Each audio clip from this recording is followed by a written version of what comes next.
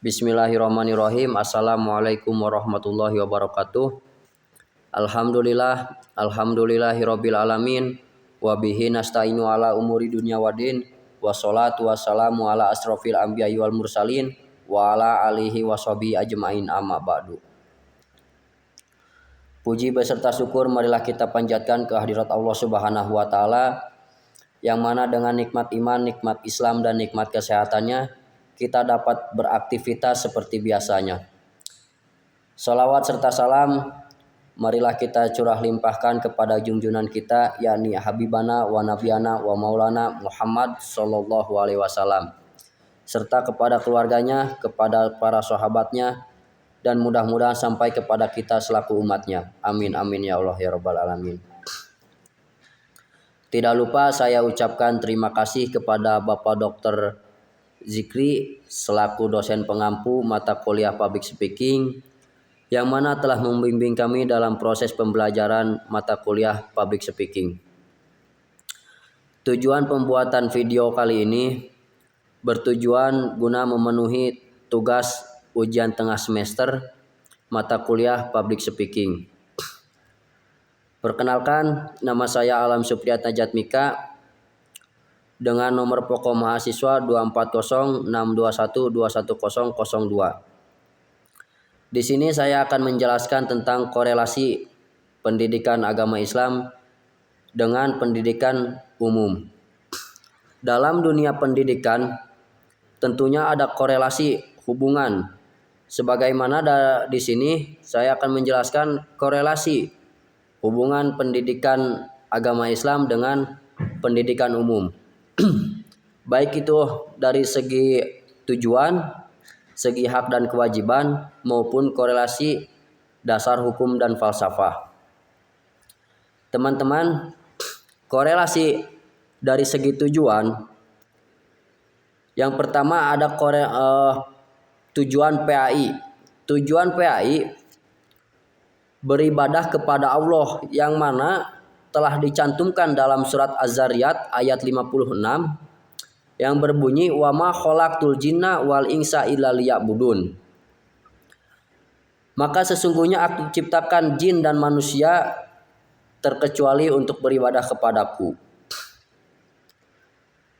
Tujuan dari pendidikan PAI tentunya adalah beribadah kepada Allah Subhanahu wa taala sebagai firman yang disebutkan tadi dalam surah Az-Zariyat ayat 56.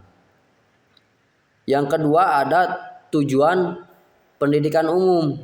Tujuan pendidikan umum tercantum dalam Undang-Undang Nomor 20 Tahun 2003, yakni pendidikan nasional bertujuan untuk mengembangkan potensi peserta didik agar menjadi manusia yang beriman dan bertakwa kepada Tuhan Yang Maha Esa, berakhlak mulia, sehat, berilmu, cakap, mandiri, dan menjadi warga negara yang demokratis dan bertanggung jawab.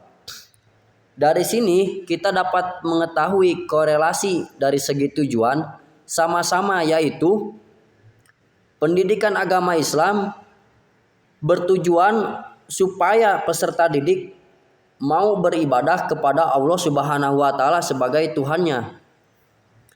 Yang kedua juga dari pendidikan umum disebutkan tadi peserta didik agar menjadi manusia yang beriman dan bertakwa kepada Tuhan Yang Maha Esa. Beriman dan bertakwa di sini menunjukkan bahwa seseorang itu harus mau beribadah kepada Tuhannya, Tuhan Yang Maha Esa.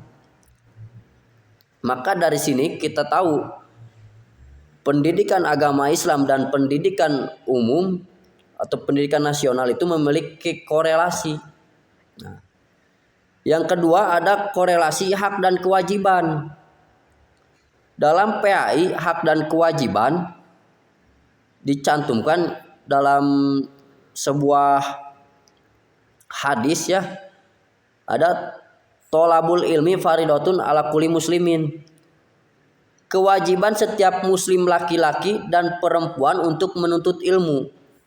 Yang kedua dalam pendidikan umum ada amanat Undang-Undang 1945 yang berbunyi, satu, pendidikan dalam negara merupakan hak dan kewajiban setiap anak bangsa. Maka di sini dalam korelasi hak dan kewajiban, pendidikan agama Islam dan umum sama-sama mewajibkan kepada setiap seseorang, setiap manusia untuk mencari ilmu. Maka mencari ilmu itu adalah sebagai hak dan kewajiban seseorang. Tatkala seseorang itu tidak mendapatkan kebebasan dalam mencari ilmu, maka itu sudah menyalahi aturan. Dari sini kita tahu bahwa pendidikan agama Islam dan pendidikan umum sama-sama mewajibkan kepada seseorang itu untuk mencari ilmu, untuk bekal dirinya menjalani hidup di dunia maupun nanti di akhirat. Lalu ada korelasi dasar hukum atau falsafah. Yang pertama ada dasar ideal. Dasar ideal PAI adalah Al-Ikhlas ayat 1 yang berbunyi, Qul huwallahu ahad. Katakanlah Muhammad, dialah Allah yang Maha Esa. Lalu ada dalam pendidikan umum, yaitu Pancasila, yang terdapat dalam Pancasila ayat 1, ketuhanan yang Maha Esa. Di sini kita tahu dalam hukum falsafah, pendidikan agama Islam dan pendidikan umum sama-sama mengatakan bahwa Tuhan itu yang Maha Esa atau yang satu. Maka di sini sebagai seseorang kita tidak boleh memiliki atau menganut kepada dua Tuhan. Karena di sini sudah diatur untuk memiliki keyakinan kepada satu Tuhan. Yang kedua ada dasar struktural atau konstitusional. Dalam pendidikan agama Islam terdapat dalam surat Al-Kafirun ayat 6. Allah Subhanahu wa taala berfirman, lakum dinukum waliyadin. Untukmu agamamu dan untukku agamaku. Yang kedua, dalam pendidikan umum ada Undang-Undang 45 dalam bab 11 pasal 29 ayat 1 dan 2 yang berbunyi, negara berdasarkan atas ketuhanan yang Maha Esa. Yang kedua, negara menjamin kemerdekaan tiap-tiap penduduk untuk memeluk agama masing-masing dan beribadah menurut agama dan kepercayaan itu. Maka dapat kita ketahui dalam korelasi dasar hukum dan falsafah, pendidikan agama Islam maupun pendidikan umum sama-sama memberikan kebebasan dalam memeluk agama. Dalam pendidikan Islam kita dibebaskan. Dalam dibebaskan di sini kita maka di sini Allah berfirman, agamaku untukku dan agamamu untukmu, atau untukmu agamamu dan untukku agamaku. Maka di sini kita tidak harus memaksa kepada umat lain untuk memeluk agama Islam.